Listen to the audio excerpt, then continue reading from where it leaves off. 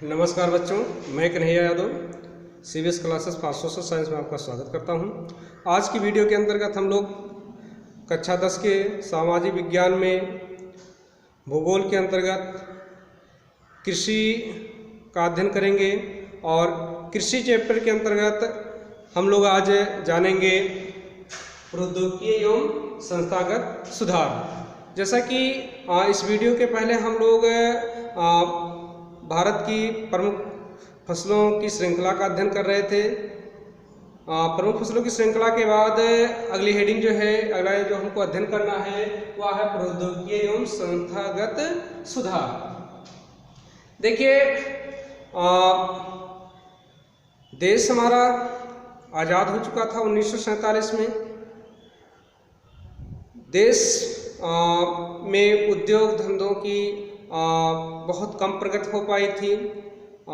देश के सामने कई संकट थे, जैसे कि देश की लगभग 34 करोड़ आबादी को भोजन उपलब्ध कराना और भारत की लगभग उस समय 65 से 70% आबादी जो गांव में रहा करती थी, या यूँ कहें कि 75% तक आबादी जो गांव में रहा करती थी, उसके रोजगार का माध्यम कृषि हुआ करता था। साथ ही अनेक जो छोटे मोटे उद्योग धंधे थे, अधिकतर जो है कृषि आधारित उद्योग धंधे थे। ऐसे उद्योग धंधों का विकास करने के लिए व कच्चा माल उपलब्ध कराने के लिए तथा अर्थव्यवस्था को गति देने के लिए कृषि में सुधार लाना जरूरी था, कृषि में प्रगति करना जरूरी था, जो कि बिना प्रौद्योगिकी और संस्थागत सुधार किए नहीं हो सकता था। यानी कि कृषि में विकास जो है बिना प्रौद्योगिकी एवं संस्थागत सुधार के नहीं हो सकता था। यानी नवीन तकनीकों का उपयोग, साथ ही जो भू व्यवस्था है उसमें बिना बदलाव किए हुए कृषि में विकास नहीं हो सकता था। इसलिए भारत सरकार ने सर्वप्रथम 1951 में प्रथम पंचवर्षीय योजना के अंतर्गत कृषि के विकास पर विशेष ध्यान दिया, जिसके क्रम में सरकार ने अनेक प्रौद्योगिकी एवं संस्थागत सुधार किए। भारत में अब तक जितने भी प्रौद्योगिकी एवं संस्थागत सुधार हुए हैं उनका अध्ययन हम दो भागों में बांट करके करेंगे। एक है स्वतंत्रता के बाद के सुधार, स्वतंत्रता के बाद के सुधार, और दूसरा जो है हरित क्रांति के बाद सुधार।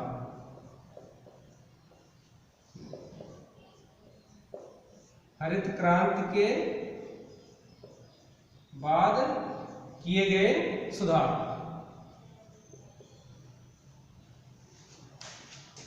देखिए, स्वतंत्रता के बाद भारत सरकार ने कृषि की दशा को सुधारने के लिए, कृषि की दशा को अच्छा बनाने के लिए निम्नलिखित उपाय किए। जैसा कि पहला, सिंचाई साधनों का विकास। सिंचाई साधनों का विकास। देखिए, सिंचाई जो है या जल जो है कृषि के लिए काफ़ी महत्वपूर्ण होता है, और भारत जो है मानसूनी जलवायु क्षेत्र में आता है, जो कि भारत में वर्षा जो है कुछ महीने विशेष में ही होती है, बाकी अन्यत्र दिनों में भारत का मौसम जो होता है वह शुष्क होता है।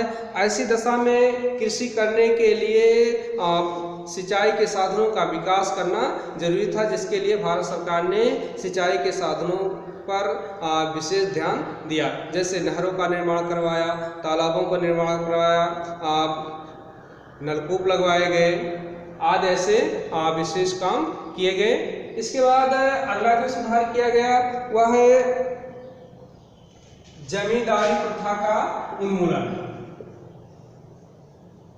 जमींदारी प्रथा का उन्मूलन।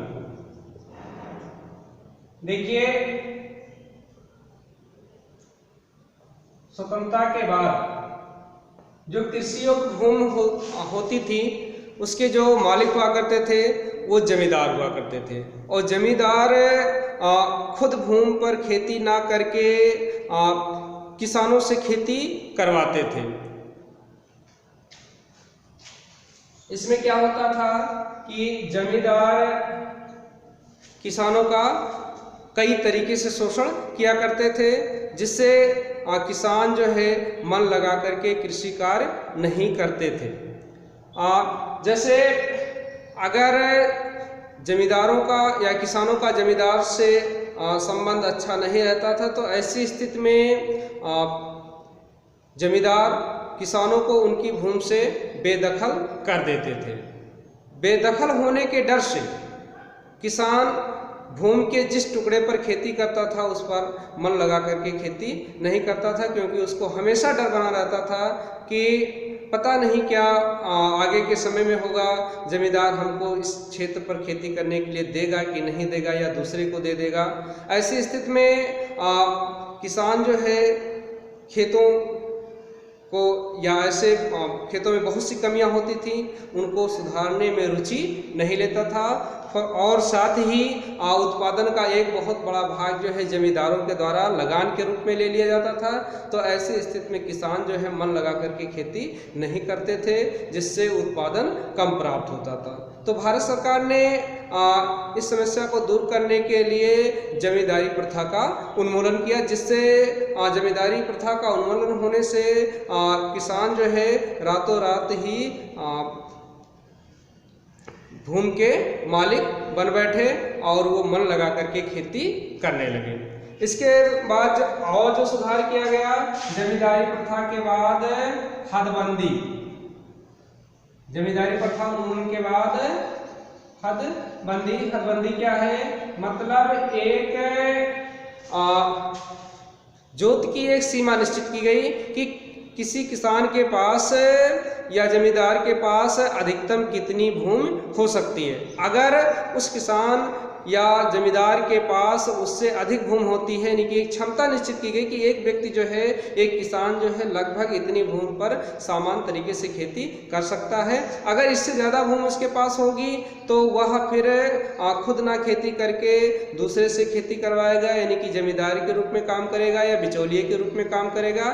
ऐसी स्थिति में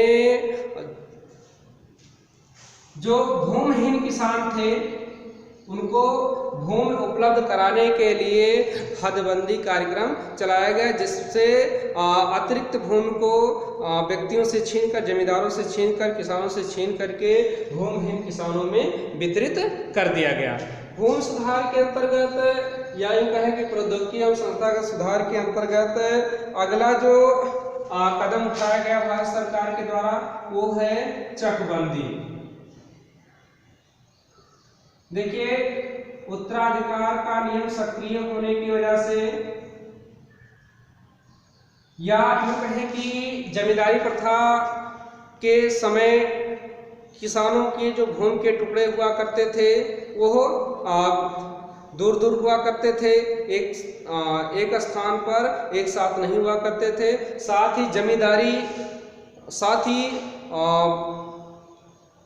उत्तराधिकार के नियम के कारण भूमि के जो टुकड़े थे वो कई छोटे छोटे खंडों में डिवाइड हो चुके थे, जो कि अनुपजाऊ हो चुके थे या आर्थिक दृष्टि से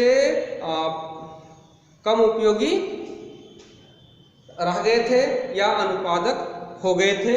ऐसी स्थिति में किसानों के छोटे छोटे टुकड़ों को एकत्र करके बड़े टुकड़े में कन्वर्ट करने के लिए भारत सरकार ने चकबंदी कार्यक्रम चलाया, जिसके अंतर्गत किसानों के बिखरे हुए खेतों को एकत्र करके एक स्थान पर बड़े क्षेत्र में परिवर्तित कर दिया गया। इससे किसानों को ढेर सारा लाभ हुआ, किसानों को देख रेख में सुविधा हुई, किसानों को सिंचाई के साधन आदि स्थापित करने में सुविधा है, क्योंकि जब खेत बिखरे हुआ करते थे तो किसान जो है सिंचाई के साधन को जैसे नलकूप आदि को एक स्थान पे लगा करके सभी खेतों की सिंचाई नहीं कर सकता था। ऐसे में कुछ किसान सक्षम होते हुए भी नलकूप आदि लगाना नहीं चाहते थे, क्योंकि उनके खेत आदि बिखरे हुए होते थे। जब भूमि एकत्र हो गई तो आसानी से नलकूप आदि को सिंचाई के साधनों को लगा दिया गया। साथ ही जब भूमि टुकड़ों में डिवाइड होती है तो बीच में डिवाइडर होता है या मेड़ होता है, इसमें भी भूमि का कुछ अंश जो है बेकार चला जाता है। जब भूमि में एकत्र होकर के एक बड़े टुकड़े में परिवर्तित हो गई तो इससे भी भूमि का बचत हुआ। साथ ही फसलों के देख रेख में भी सुविधा होने लगी और अन्य कार्यों में भी सुविधा होने लगी। इसके बाद सरकार के द्वारा हरित क्रांति,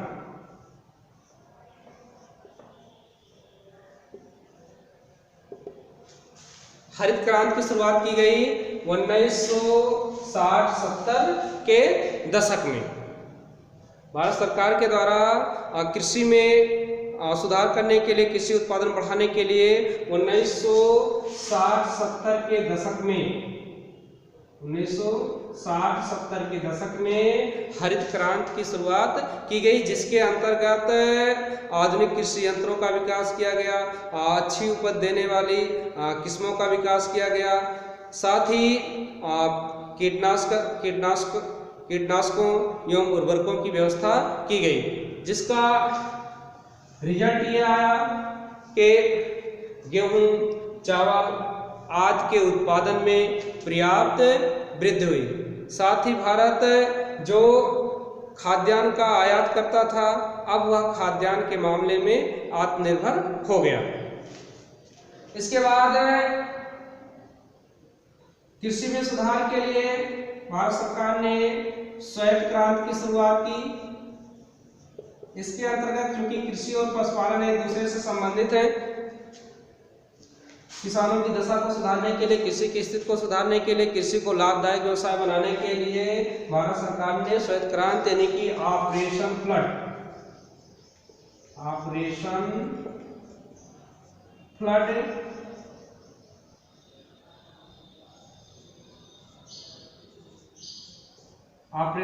की शुरुआत की। इसके अंतर्गत दुग्ध उत्पादन क्षमता को बढ़ाने का प्रयास किया गया।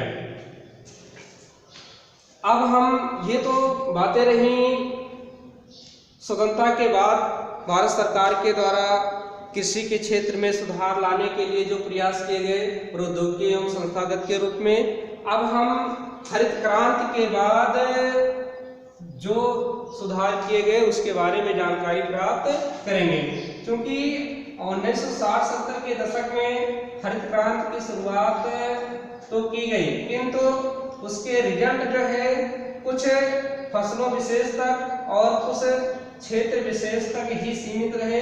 जैसे कि फसलों में देखा जाए तो गेहूं और चावल के उत्पादन तक ही हरित क्रांति प्रभावी रहा। क्षेत्र अगर देखा जाए तो पंजाब, हरियाणा, पश्चिमी उत्तर प्रदेश तक ही हरित क्रांति प्रभावशाली रहा। ऐसी स्थिति में भारत सरकार ने 1980-90 के दशक में व्यापक भूमि विकास कार्यक्रम की शुरुआत की, जिसके अंतर्गत निम्नलिखित कार्य किए गए, जिसमें पहला फसल बीमा। पहला क्या? फसल बीमा। देखिए, कृषि कार्य में काफी रिस्क होता है। बाढ़, सूखा, आंधी, तूफान, चक्रवात, इसके अलावा तमाम प्रकार के कीड़े मकोड़े आदि से फसलों को काफ़ी नुकसान होने का डर रहता है। इससे कृषि कार्य में काफ़ी अनिश्चितता बनी रहती है। फलस्वरूप किसान जो है कृषि कार्यों में उतना रुचि, उतना इंटरेस्ट नहीं लेता है। इससे आश्वस्त करने के लिए, इससे निश्चिंत करने के लिए किसानों को भारत सरकार ने फसल बीमा की शुरुआत की। अगर बाढ़, सूखा, चक्रवात आदि की स्थिति में, आग आदि की स्थिति में किसानों की फसल नष्ट होती है तो किसानों को उसकी फसल के मूल्य के एवज में बीमे के तहत भुगतान किया जाएगा। अगला जो काम किया गया वो है किसान व्यक्तिगत दुर्घटना बीमा। किसान व्यक्तिगत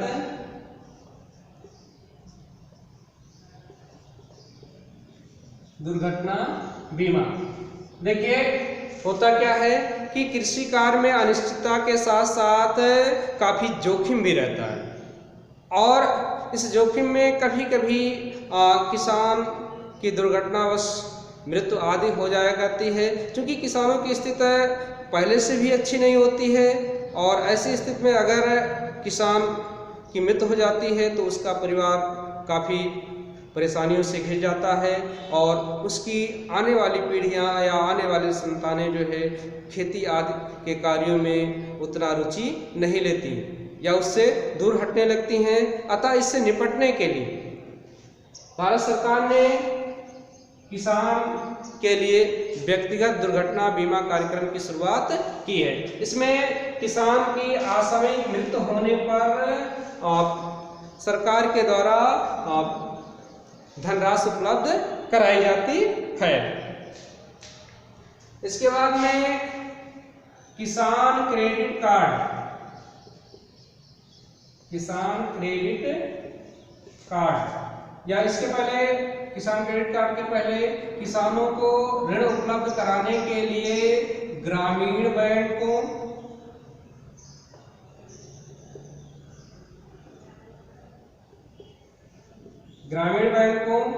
व सहकारी समितियों की स्थापना।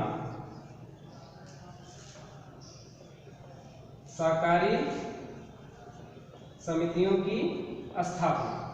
देखिए उस समय क्या हुआ करता था कि देश में बैंकों का इतना विस्तार नहीं था, ऐसे बैंक नहीं हुआ करते थे जो किसानों को आसानी से ऋण दिया करें। अगर एक आध बैंक हुआ भी करते थे तो किसानों को ऋण उपलब्ध कराने के लिए तमाम औपचारिकताएं पूरा करने के लिए कहते थे जो किसान आसानी से पूरा नहीं कर पा रहे थे।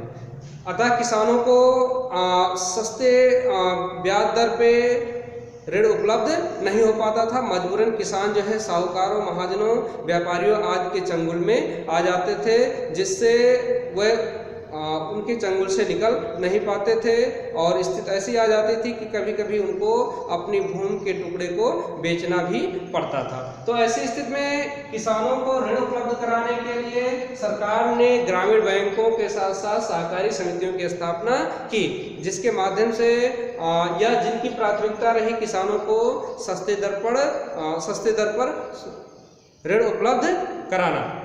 इसके बाद में किसानों को उचित दर पर ऋण उपलब्ध कराने के लिए किसान क्रेडिट कार्ड की भी शुरुआत की गई। किसान क्रेडिट कार्ड यानी कि केसीसी। इसके बाद किसान क्रेडिट कार्ड के तहत एक निश्चित राशि तक का ऋण किसान कभी भी ले सकता है। इसके बाद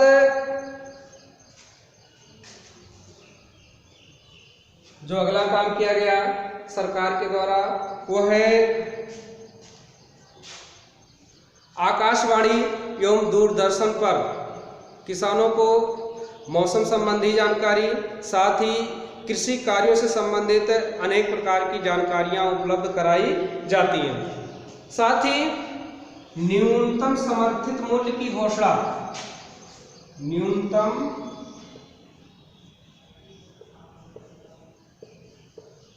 समर्थित मूल्य की घोषणा। देखिए किसान उत्पादन तो कर देता है पर कभी कभी ऐसी स्थिति आती है कि या तो मांग के कम होने से या उत्पादन अधिक होने से किसानों को उनके उत्पादन का उचित मूल्य नहीं मिल पाता है। ऐसी स्थिति में किसान कृषि कार्य करने से डरते हैं या उससे पीछे हटते हैं, जिससे कहीं ना कहीं कृषि उत्पादन प्रभावित होता है। इससे निपटने के लिए सरकार ने या किसानों का शोषण रोकने के लिए सरकार ने न्यूनतम समर्थित मूल्य की घोषणा कर रखी है या इसकी शुरुआत की है। यानी कि फसलों के उत्पादन के पहले ही सरकार ये निश्चित कर देती है कि हम आपके फसल को कम से कम इतने मूल्य पर जरूर खरीदेंगे। अगर इससे अधिक मूल्य मिलता है तो आप उसको बेचने के लिए स्वतंत्र हैं। यानी कि आपकी फसल का इससे कम कीमत पर या आप जो है अपनी फसल को इससे कम कीमत पर बेचने के लिए मजबूर नहीं होंगे। इसके अलावा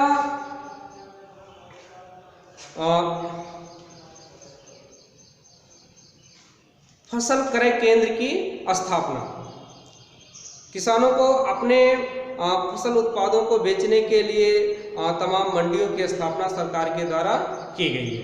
तो ये कुछ बातें रहीं जो सरकार के द्वारा कृषि की दशा को सुधारने के लिए किए गए प्रयास हैं, जो कि प्रौद्योगिकी एवं संस्थागत के आधार पर है। आज की वीडियो में बस इतना ही, मिलते हैं कल की वीडियो में।